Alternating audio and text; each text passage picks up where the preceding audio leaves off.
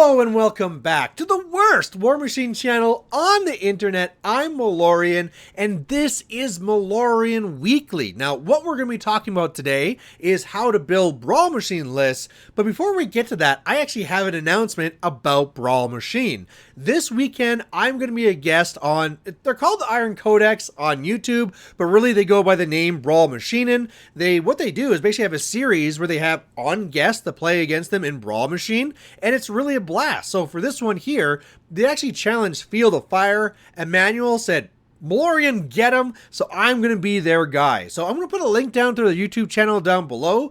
Make sure you go there and subscribe so you can actually catch it. Of course, once it's actually published, I'll be sharing that video as well, but it should be a blast. I am playing the strongest caster in the game, Sturgis 1, and they're using some garbage Denegro 1. So it's going to be a pretty easy win for me, but either way, it should just be a blast to watch. So make sure you look out for that.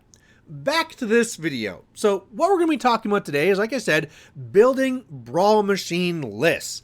Now, whenever you're doing that, we've talked about what the rules are of Brawlmachine. I'm also going to have a link down below too of where you can find those rules. But it's one thing to understand how the game works, and another to understand how to make your list to be successful in that. So that's what we're going to be talking about today. I'm not going to be going over all the Brawlmachine rules, just the ones that'll be important when I talk about the best ways to be making your Brawlmachine lists. Now, I think the very first thing we should be doing to kind of frame our mind and knowing the way that we should be attacking this problem is think about that it's only 25 points. Now, the reason why that's important is because when we're looking at a full 75-point list for a regular steamroller, you can basically have like, this is my core idea, this is my core list, and then there's extra points in there where it's like, I'll throw in this solo because it's going to help here, and maybe I can put in this support unit here because, yeah, it'll be nice in these situations, but you don't usually see that when you get down to just 25 points. You have your caster, your warjack or war beast points. Because of size, you get one free rec option and then 25 points and that's it. And it goes so quickly, right?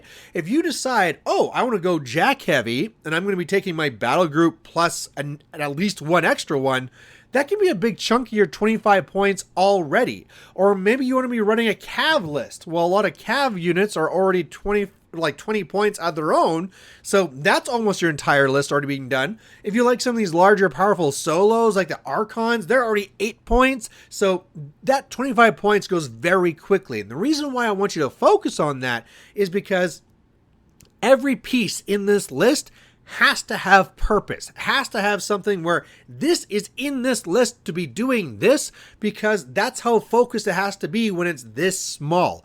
Everything has to be in there for a purpose. If you have something that's in there for like, oh, you know, this is here because it does this one little support thing, you better hopefully find an option or a way we can be getting even more work out of this piece, right? It's very hard just to have something like a Rupert that's going to be standing in the back and be like, you have Pathfinder. Like, you need something else. Like, okay, you have the ability to give Pathfinder, but you can also be a combat solo, and you can also be doing this. That's the type of level you need at these 25 points to be effective. So, with that being said, and now that we understand that we have to really hyper-focus and make sure that everything has a purpose, what's the next way we should be trying to start and do these lists? Well, I think the next thing what we should be looking for is look at casters that have powerful spells for singular models. Normally, we do the opposite. When we look at 75-point lists, you look at things like Sloan, where it's like, oh boy, my entire battle group gets an extra shot and all these things, right? And you can really find ways to maximize this. However, now that we're talking about only 25 points, it's also FA1, so that you can't really just like spam options that work with things like that. Those type of rules where it's like, hey, my whole army gets this, typically isn't as strong. What I find that is a lot better is, again, trying to find those spells like the Rages and the Storm Ragers and things like that. Admonition, oh boy, that's an awesome one. Whereas like typically these singular smaller effects in the game like Admonition, you can play around it and you can do things with it, but in this smaller point game where there's not a lot of ways you can answer it and whatever piece it's on is going to be critical, those spells are so much more powerful. So look for casters that have things like that. Also, another thing when we were talking about casters is you really need a caster that can also probably do work themselves. Now, we were talking about how somebody like Rupert wouldn't be great because you can't just sit in the back and be like, you have Pathfinder, go? You need to be doing something else. And a lot of these games get down to the point where your caster needs to be doing work. It's not like in 75 where you can be sitting back behind a wall and send up your force to do all your dirty work. A lot of times, if you want to be effective, your caster needs to get in there. So if you were to go and look at a really full support caster, right? We just said look for ones that have good support spells, but if it was a caster that's really all they do is support spells, it better be really, really good, right? If you're some sort of caster that has like no attacks or like almost no attacks, like you're really weak, that's probably not your way to go. I mean, it's hard to protect your caster because you don't have as many pieces. And like I said, if you have something that can lean in there and doing a little bit of work, that's really important here, right? Things like Butcher 3 are banned, basically. They're on the epic list because they just go in there and destroy everything, right? So that's too far. But if you think of some of these other combat casters, like, oh, well, you know, I suppose something like this where it can get in there and do some work and actually potentially take out a heavy, you know, in a small game where you might just be up against two heavies. If your caster gets rid of one, that's a huge deal breaker. So that's a real thing to be thinking about. Here's another thing to be thinking about. There won't be as much infantry. Now, we just talked about how something like a unit of cav is going to be using up pretty much all your points. And the thing is what I found with Brawlmachine is that if you have a unit in there, units in general are trying to do something like just trying to get in the way and just being like pawns that you're looking there to set up for your other pieces. They're looking there to jam, to like hold something down. Maybe they're a range or a sort of like attrition unit that's going to slowly chip away at other infantry or something like that. That's not really getting the job done when it comes here to Brawlmachine. You know, you don't have a lot of pieces to protect, and it's typically better to have just another piece than that unit that's going to be there to protect it. As well, because you don't normally see that infantry anyway, having something like an archer type unit or something like that that's good at killing other infantry really don't do that well. And here's the other thing. There's a lot of solos out there that decimate infantry, right? You go out there and like, yeah, I spent 10 points or 14 points taking this unit here. And they're like, oh, that's great. I have scythe. It's like, oh no, you know, like, or anything like that. Like that infantry can just dissolve so easily. So it really feels like that's not the way to go. You might be thinking about like, well, Malorian, what about scenario though, right? Don't you need a unit for it? Well, a lot of times not really. What I find is that if there is a circle I need to deal with it, if I really need to score it, my caster can go there.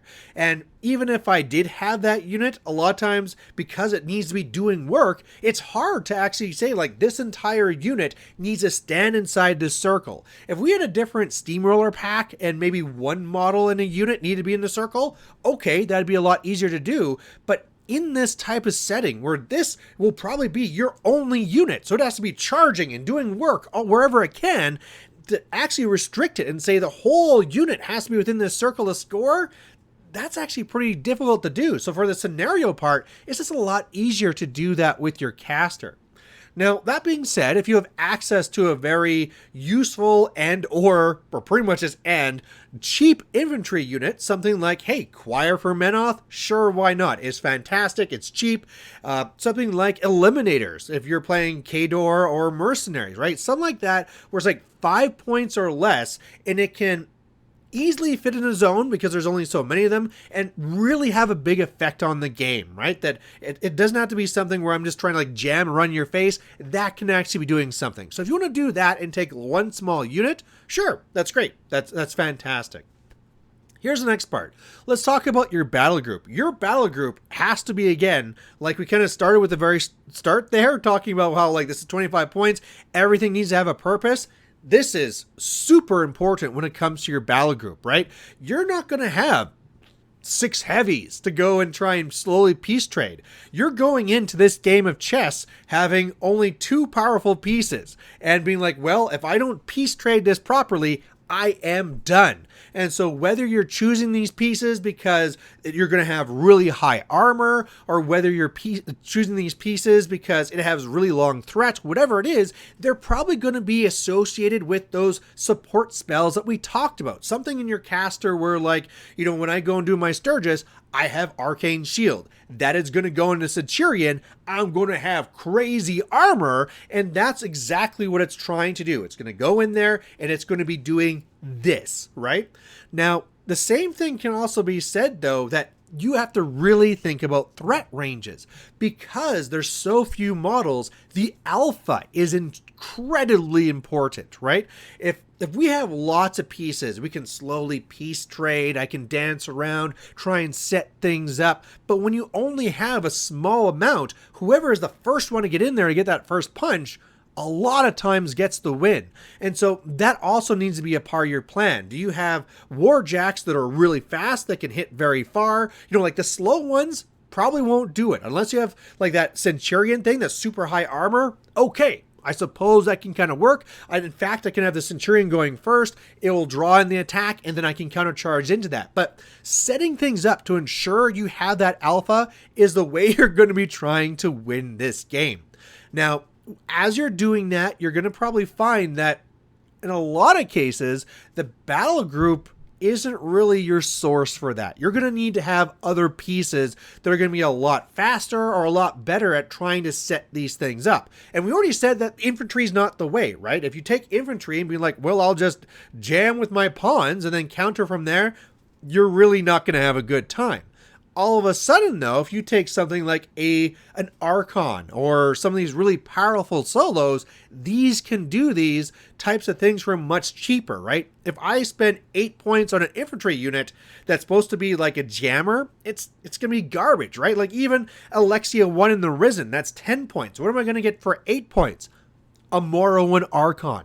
Something like that that can fly in, swoop in, and if I need something to block and hold things down, it can do that. And if I need it to do work, it can do that too. And I think that's where you're going to really find is that solos are going to be typically the heart of your army. They're the ones that you can have set up with multi-purpose. Now that we have lots of different solos to pick from, there'll be ones that will have those things like, hey, I'm going to speed you up and I can do this combat stuff as well. It's all like what we were talking about with that whole Rupert thing. Now that there's so many choices, these things are out there. And so really look at those mercenary slots, whereas in 75 points, one mercenary option is like a small part of your army. When you're just talking about 25 points, that one mercenary or minions option now consists of a very large part. And I mean, like all of a sudden, like an Archon can change so much of what's going on in the battlefield. These other solos that can be in there to be speeding up your forces and making sure they're getting in there or doing whatever they do to make sure you get the alpha. Or maybe they're things like Scythe or like Harlow, where they're just going to sit back and like poo poo poo poo poo. Like guns are always like the greatest, I'm going to be getting this alpha type thing. And I mean, gun lines are kind of interesting. We should be talking about that when we're talking about Brawlmachine, because from what I've been saying, it kind of seems like you probably want to go a gun line because we're saying you want to have the alpha. We're saying that you want to be taking powerful solos, and a lot of powerful solos go out there and just shoot things down. So maybe let's make a gun line. Sure, that might be one way to look at that, but there's some real dangers here. And what the real dangers are is that a lot of those casters that do a very great job at supporting range lists don't work with the FA1. They really want you to have battle engines and multiples of things, so you're going to find that support kind of lacking. The other problem too is that it's really easy to run into things that are just a complete paper, rock, scissors thing against all shooting. So whereas in a regular 75-point list, I can be like, okay, largely I'm a gun line, but I'm going to have this here too, so I can switch into combat if I need. Or of course you have like the 2 lists and you can do these things here. Assuming you're doing like single list Brawlmachine, that's not how it is. You can only fit so many things in there, and if all of your 25 points is saying pew, pew, pew, pew, pew, and then they have a feat or something that shuts down shooting, well, like now that things like McBain are back and they might have something like countermeasures, and they're like, yeah, countermeasures, run up. Yeah, I guess you're not doing anything. So it's a real risk that you're going to be taking. Now, that being said, well, is that what this is, Brian? This is all just paper, rock, scissors, and I shouldn't even bother with this? Well, no, that's why the specialists exist. So do know that you have to look at your list, have that purpose, have that focus, but then realize there's going to be weaknesses there. I am leaning heavily this way, and the more that I lean in one direction, the more of a weakness I'm going to have on the other side. So I need to kind of cover for that. And that's why specialists are there. You have those 15 points where we can swap things in and out. So think about whatever areas you are going to be having. And the nice thing is that 15 points in a 25-point list is very significant. So all of a sudden, if I am leaning very heavily into a gun line and then say, oh, if this is maybe going to be stuff where we're going to be not shooting because you shut me down, okay, I can swap this out, put in this heavy, put in, like, take out these solos, put in these solos. You can set those things up with your specialist. So it is extremely important that you take that time to do that, unless you're playing in a Brawlmachine format that doesn't have the specialists, because that is an option too, right? They might not be doing specialists. And if that's the case, well, then you really have to make sure you have a well-rounded Brawlmachine list, because it's not like 75 points where I can have all these little backup plans put into there. You don't have the specialists where you can swap things in and out. So you can lean 100% into things like a gun line, but if you get into that paper, rock, scissors, you basically brought on yourself. So with that in mind, I'd say you really want to be looking more towards a more balanced list. You want to be seeing for something that's going to be getting that alpha, but in different ways. A little bit of guns, a little bit of combat, a little bit of this. But if the more ways that you have that, that means that no matter what your opponent has to counter that, you can just lean into one of those other aspects that you incorporated into your list. So this is turning into a little bit of a longer video, so I want to kind of cut it off here, but let's kind of like go down what those main points are. First of all, number 1, realize that it's only 25 points, and so everything in your list is going to have to be highly specialized and focused onto whatever your game plan is going to be. Anything that you take for a solo, anything that you take for your battle group is going to have to be specifically done with a goal in mind. When you're going to try and pick your caster, pick a caster that has very strong combat abilities and also has very strong singular support, because those are going to be the big spells that do a lot in these smaller games. The next thing here too, don't lean so much into units. The units aren't going to be doing very much for you because there's a lot of anti-infantry and you just don't have the points to throw in some throwaways.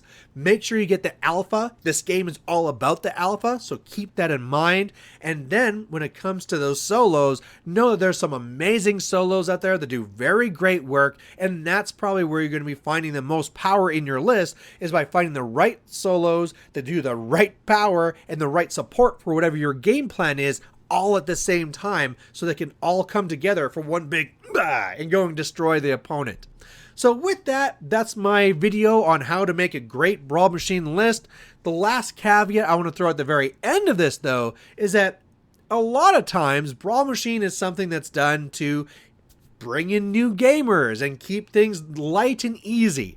And so in those times, keep it light and easy, right? There's one way to make your Brawlmachine list very strong and very competitive, but if you're going out there and you're just, having a few beers, or you're trying to train the new player that's coming into your meta, you know what? maybe don't make it optimized. Maybe do throw in, hey, you know what? I've never used this model and I would love to use that caster. Do that stuff. Do that in Brawlmachine. So think of what the purpose of what you're doing is and then make your list accordingly. So there you go. Thanks for watching. I'm sure you have some thoughts on this too, so please post it down below. And otherwise, we'll catch you later. Bye.